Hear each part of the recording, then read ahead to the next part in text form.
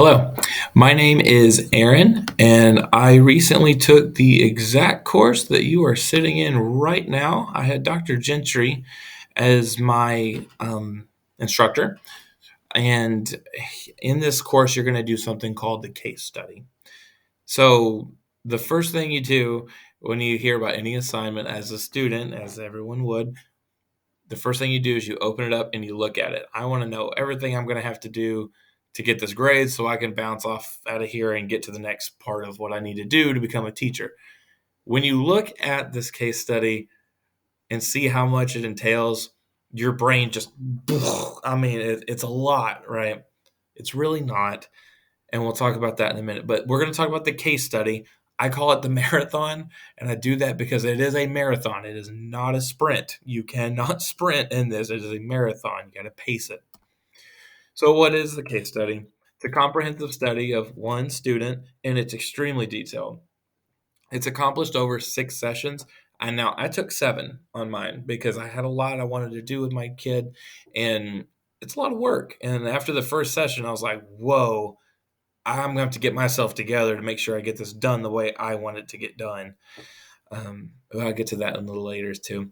Equal Schenker, you're gonna hear that a lot. And then one other thing you're gonna know is Equal Schenker is extremely helpful when you're a teacher. I plan on using it in my future classroom because of this case study. It's extremely helpful. So during the case study, you're going to assess, monitor, track your students' progress, and plan appropriate activities to enrich your students' literacy abilities. It's so much work. It's a lot of work, but it should be fun. For me, that's what surprised me. It took so much of my time, but I just absolutely love doing it, and I got new idea after new idea and new activities and new assessments, and it really came together for me, and it was one of those awesome moments where I was like, "Oh yeah, I'm ready to be a teacher. This is exciting." So, and I hope you experience that too. So, I have a few tips for you. Pro tip number one: you got to manage your time. Not you could manage your time. You have to manage your time. You cannot procrastinate. I hear people all the time like, "Oh, I wait till the day before and turn it in." Do not do that because you will absolutely just flop. And I'm not trying to scare you, I'm trying to help you. Do not procrastinate. You cannot get it done all at the last minute. This will and should take all semester to do. And that's if you do it right. So, again, marathon, not a sprint. Do not wait. Do not put it off. You must get this done at a scheduled pace. As soon as you know who your student's going to be, start then. I'm not saying you have to know everything you're going to do exactly when you're going to do it because you're going to have field trips. Your kid's going to get sick. You might get sick. Things are going to happen. Just make a plan so that you have somewhere to start from. Okay. The next part is make sure that you stay constant communication with your field placement teacher about what you're doing, why, and when. Also, make sure that you keep in touch with your college professor about how you're doing and maybe some ways that you're like, I don't really know how to get him or her to do this test because I can't get them to sit still long enough. That's the person you go to for help. Your instructor and your cooperating teacher can help you. You're not supposed to have all the answers. You're still learning that, and they are very aware of that, and they're very ready to help you. So periodically, create a time to have your professor look over your binder. Um, and I don't mean do it every week. Like you got to be independent to some degree. But before I turned my final case study binder in, probably about a week or two before when I did my last session, I got it all done, organized, and I had it ready to go. It is turn in ready. And I had that done about a week or two ahead of time. I took it to my professor, Dr. Gentry, who you may have now. He's awesome. And I know for sure he'll do this, but every professor I'm quite sure will do this. They will sit down with you and just flip through it real quick, see how you've got it, and give you any feedback, tips, pointers, tricks that you might want to use to better arrange and better organize your case study. That feedback is super, super helpful. I thought I did a good job on my own, and I was super stressed, and I overthought everything, and I wanted it to be perfect, and I put a lot of effort into it in hopes that I wouldn't, you know, fall short of the expectation. and I found out that I did amazing.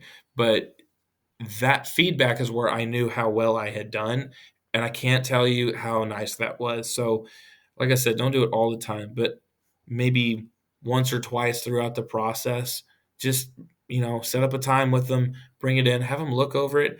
It helps your mental status so much just to have someone tell you, "Yeah, I like it. That's great," or "I don't like it," and then they can tell you why. But it will keep you sane in this. Okay, moving on. Tip number 2, you have to get, most importantly, stay organized through this whole thing. I keep saying organize, organize, organize. That's because that is what this whole thing is really going to boil down to in the end for you. You have to have a plan before every session. It's broken down to where the sessions are kind of planned out and you just kind of follow the script. You're going to have to go off script. You're going to change things in that script. You're going to have things that don't work and you have things that work too well and you get done too quick. You have to have a plan before you walk in there. Otherwise, you have no idea what you're doing. And again, like I said before, you cannot wing it. You cannot go in there and say, I'll figure it out when I get there, because no, you won't. I'm extremely good at improvising. But if I tried to do that with one of these sessions, you have so much to do in a specific way you have to do it. You will not do it right. You will mess up and have to redo it again. Walk in with a plan. Be prepared. You are going to be a teacher. You got to be prepared, especially for these case studies. So, and establish a time, place, and rhythm for your sessions. You'll take care of all that. That's no big deal, but that's part of your planning process. So make sure you have that nailed down. And the last thing I want to leave you with, this is my third tip of slides. You got to keep your mind right. And I say right because that's relatively speaking. That can mean something different for everyone.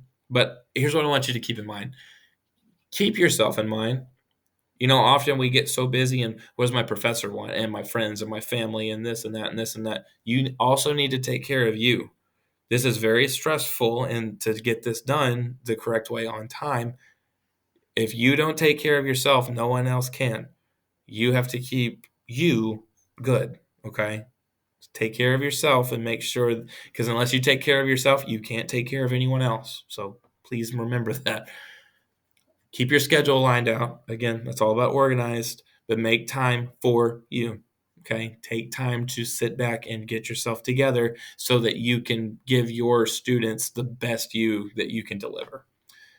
Also, have your why ready, because there's going to be sometimes you're like pulling your hair out. Not just with this case study. I mean, in general, just remember why you're there. You have a reason you're here, because otherwise you wouldn't be here, right? And the other part is you're gonna need that inspiration at times. Otherwise, you don't have a reason to keep going. So keep that why handy. And also, to keep your mind right, you got to remember also that we're doing this class so we can be teachers. So we need a grade. So we need to make sure the instructor likes what it is. And then we got to make sure the cooperating teacher likes what we're doing too. And we've got to make sure we're actually learning something along the way, because soon we'll be in charge of our own classroom. But what I would really, really want to stress to you is your student, the one you're working with.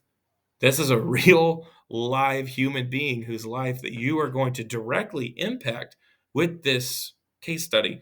I don't know if they've told you yet, but this case study you're doing is going to be given to the school.